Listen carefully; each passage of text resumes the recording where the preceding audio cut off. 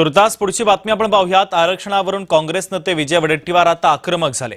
Bogus प्रमाणपत्राच्या द्वारे ओबीसींच्या जागा बळकावल्या जात आहेत असा थेट आरोप आता वडेट्टीवारांनी केलाय।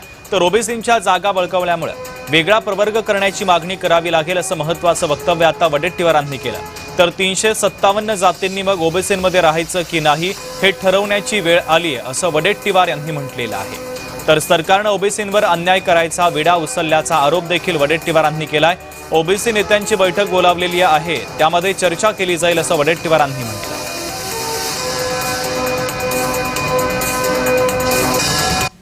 हे बघा, मी पुन्हा सांगतो, मराठवाड्यामध्ये 85% नवीन प्रमाणपत्र घेणारे त्यामध्ये निवडून आले, त्यांना विविध पक्षांनी उमेदवारी दिली। त्या 357 जातीमधून जर 80% एकच जातीला ओबीसीचे जागा मिळत असतील स्थानिक स्वराज्य संस्थांमध्ये, मला वाटतं की या 357 जातींना आता ओबीसीत राहायचं की नाही हे ठरवण्याची वेळ आली आहे। सरकारला तर आम्हाला सांगितलं पाहिजे की तुम्ही आता आम्हाला वेगळाच प्रयोग करून द्या। ज्या आमच्या जागा ज्या पद्धतीने बळकवल्या त्या कशाच्या आधारावर। मी पण महाराष्ट्रातील ओबीसीच्या नेत्यांची बैठक बोलवली आहे लवकरच, आणि अख्खे आमचेच कार्यकर्ते, आमचेच ओबीसी लढण्यासाठी करून कार्यकर्ता आहे। आम्ही बसू, चर्चा करू त्या संदर्भात, आणि चर्चा करून पुढची रणनीती काय ठरवायची ते ठरवू।